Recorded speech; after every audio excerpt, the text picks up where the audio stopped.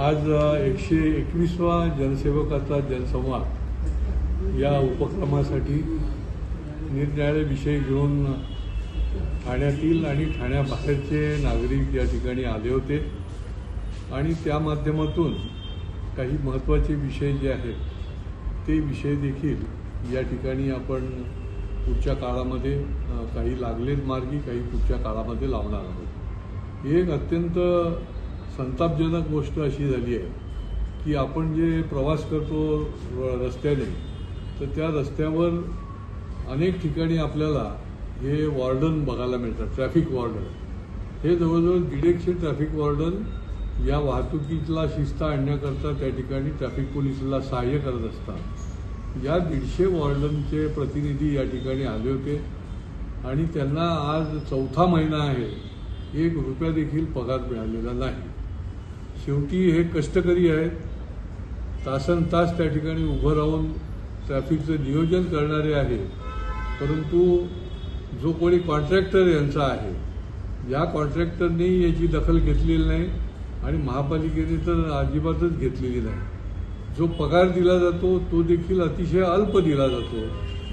30 दिवस पूर्ण काम केल्याशिवाय पगार दिला जात नाही आणि 3-3 महिने आजपर्यंत त्यांनी पगार दिला गेलेला नाही, ज्यामुळे लोक जे आहेत ते अतिशय चिंतेमध्ये आहेत आणि त्यांचं म्हणणं पण खरं आहे की त्या ठिकाणी गेलं, कोणाकडे तक्रार केली तर म्हणजे आम्हाला काढून टाकतील आणि तक्रार नाही केली तर असं हे भोगायला लागतं। त्याच्यामुळे महापालिकेच्या अतिरिक्त आयुक्तांना मी स्पष्ट सांगितलं आहे की यांचा पगार जो आहे तो 2 दिवसामध्ये झाला पाहिजे, अन्यथा हा जो कोण ठेकेदार असेल, जो ठेकेदार प्रॉव्हिडंट फंडची पण रक्कम त्यांची ठेवलेली नाही, त्याने त्याच्या कुठल्याही प्रकारची जी कामगार कायद्याप्रमाणे त्याने जे करायला पाहिजे तेही ठेवलेलं नाही, त्यांना आरोग्याची काही तक्रार आली तर ESIचं पण काही ठेवलेलं नाही आणि त्याच्यामुळे अशा प्रकारच्या ठेकेदार अनेक आहेत महापालिकेमध्ये। पण हे तर फार महत्त्वाचं काम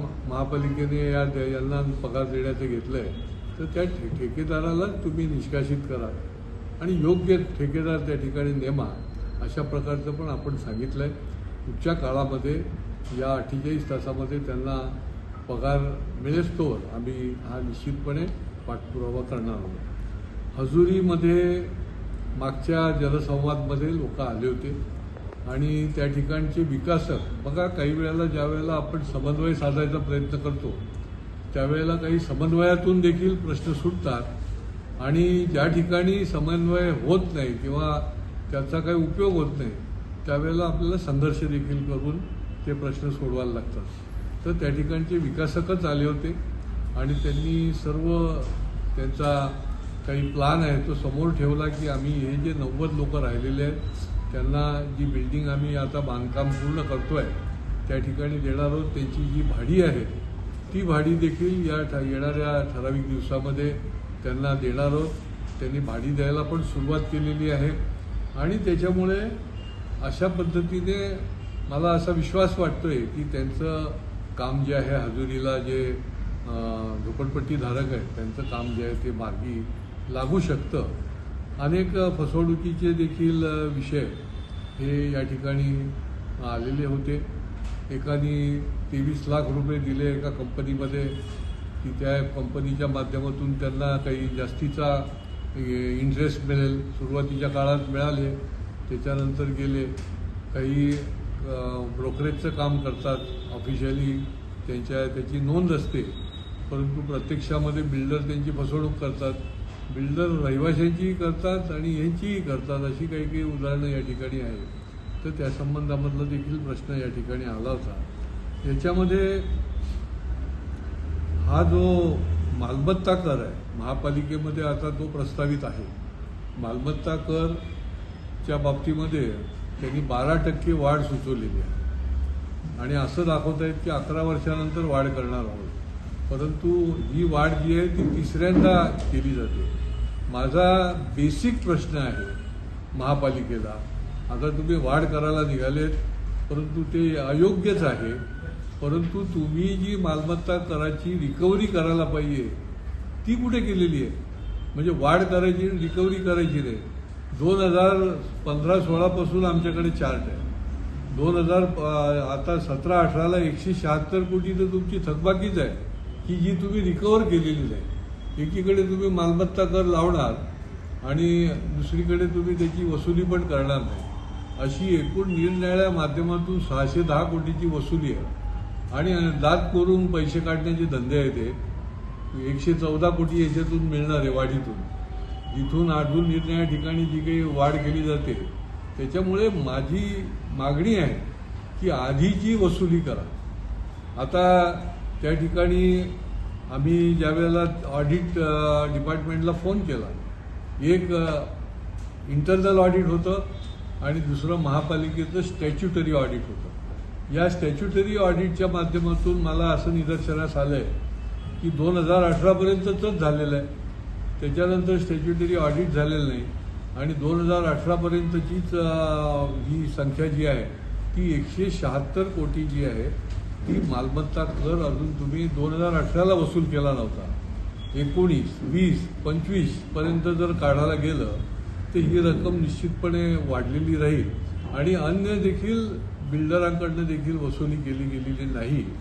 आणि अशी एकूण काही तर तुमच्या या टॉवर जे आहेत, हे टॉवर उभारलेले आहेत, मोठ्या मोठ्या कंपन्यांकडनं महापालिकेने वसुली केलेली नाही.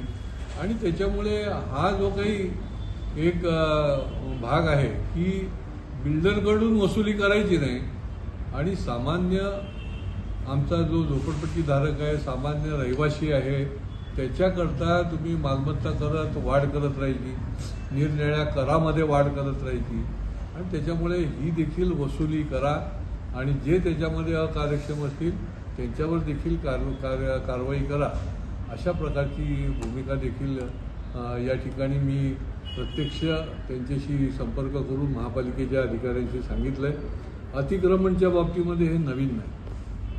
2-2, 3-3 वेळा म्हणजे अतिक्रमणाचे मजले चढत जातात, फरशा बसायला लागतात आणि त्या ठिकाणी कारवाई केली जाते. लोकप्रतिनिधीपासून आम त्या ठिकाणचे जे रहिवासी आहेत त्यांच्या तक्रारीपर्यंत केल्या तरी देखील केली जात नाही.